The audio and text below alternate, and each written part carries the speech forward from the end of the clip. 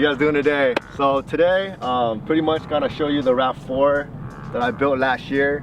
That's now belonged to my good friend Richard, who's the owner of Harper Tires in Garden Grove, California.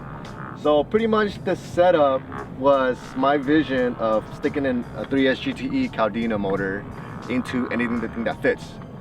So this one, I picked up this car about 2 years ago off a guy off Craigslist. I paid for the car $2,200, and it was non-runner. So I brought it home and pretty much kind of like, dude, this car is sick. It's 4x4 and it has a lock diff on it.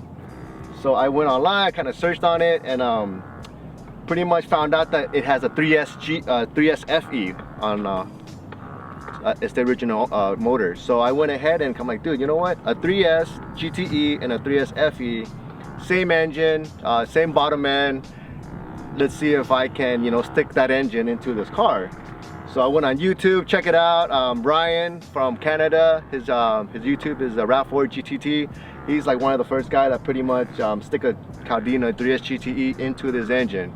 So I'm like, you know what? If he can do it, I can do it too. So I went ahead and contacted Doug and asked Doug from Wire Gap saying, hey, can you make me a harness for this plug and play for this Rav4? He's like, yeah, I can do it. So I went to hit him up. He got me the engine harness. I pretty much bought everything before the swap. So when the time comes, pretty much everything bolts right up, the bottom end to the transmission. So this is running on a stock Rav4 5-speed all-wheel drive transmission. And I went and pretty much all you need is an MR2 downpipe and pretty much custom made the little firewall, the front radiator fan shroud, so that way it can clear the turbo. Push that up about 3 inches. Running top mount intercooler with the Subaru hood scoop. So I'm a little bit of Subaru in here as well, and pretty much it's one of those builds that I'm like, you know what, I gotta do something different besides my MR2, since I love MR2 to death, but let's go ahead and try the off-road, off-road scene a little bit. So built this Rav4 as a vision that I had. I'm like, dude, you know what, we gotta do something cool about like these 98 Rav4s, we gotta bring these cars back to life. And they're very, very cheap build. You can build this for less than like 8 grand. With this setup, Richard went ahead and put some Yokohama off-road all-terrain tires on there as well, and he pretty much put the roof rack. And this is the shop car, his daily driver. So I appreciate him letting borrow me this car again, so I can take it off-road where it belongs. So I love this thing, man. It feels good on the freeway.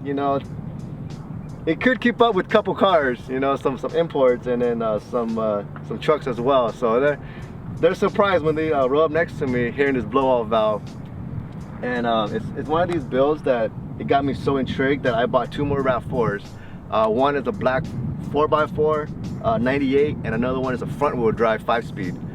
That front-wheel drive, I'm planning to make it into a freeway monster, hopefully. It's very looks very ugly, nothing too fancy, but I'm planning to put a stick of fit gen in there. So I have all the parts ready for it.